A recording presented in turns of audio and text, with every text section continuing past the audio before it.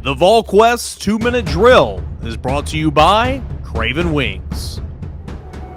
Alongside Brent Hubbs, I'm Austin Price. Craven Wings 2-Minute Drill on this Tuesday.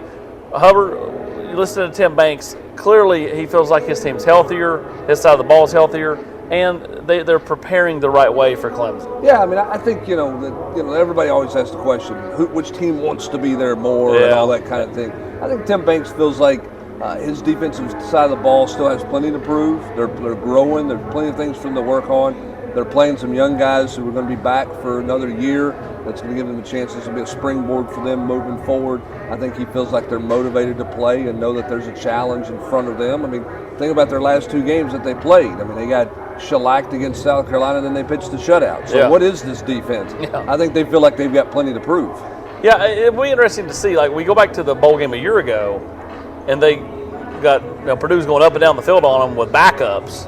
And I thought the only game that kind of reared its ugly head was that South Carolina game. I mean, I'm not saying they were perfect all year, but they made enough plays throughout the year and got stops. In the South Carolina game, they just couldn't get off the field. So you're right. Which team does show up for this game?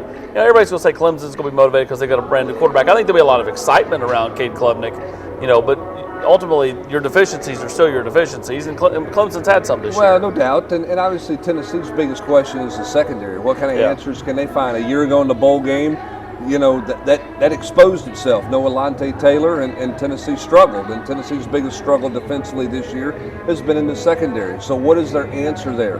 Wesley Walker, talking to him today, clearly feels like he's settling in at safety because he bounced around early in the year. Feels comfortable at strong safety and wants to play and is excited about the future and also excited about playing in this game against Miami. We'll see where Trayvon Flowers is. We'll see how much they rotate back there. I think Walker's a guy who could be a nice anchor for Tennessee moving forward because of how much experience he's got and the way he's played when given opportunities. When you look at Bryson Easton, he made the joke of all jokes today, talking about the portal, and some guys go in and they get stuck and they don't come out.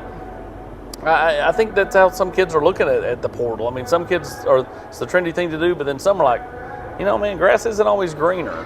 Well, I think you get a lot of guys who are smart enough to look around and see what's happening, right? And some guys get caught up with the shiny object or the phone call that they get, or the assumption that everybody they picked from coming out of high school wants them again. I think Bryson Easton, who's very happy here, by the way, he was just asked about this kind of portal in general. It wasn't asked, hey, are you happy, or are you wanting to leave, or anything like that.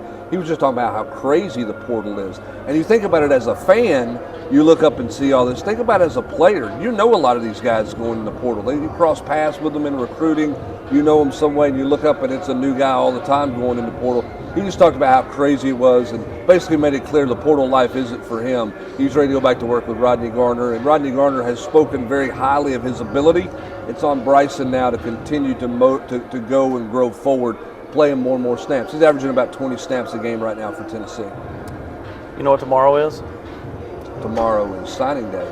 Yes, Wednesday. But it's also Wing Ding Wednesday at Craven Wings. All locations, make sure you get out and check them out.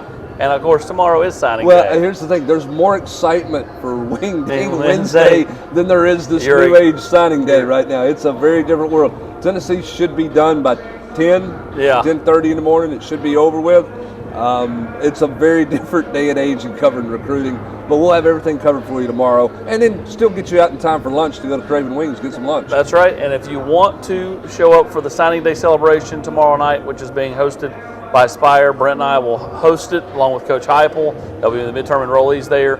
You make sure to go to volclub.com and get all the information on tickets for that event. He is Brent Hubbs. I'm Austin Price. When you're craving wings, it's got to be Craven Wings. Online at cravenwings.com.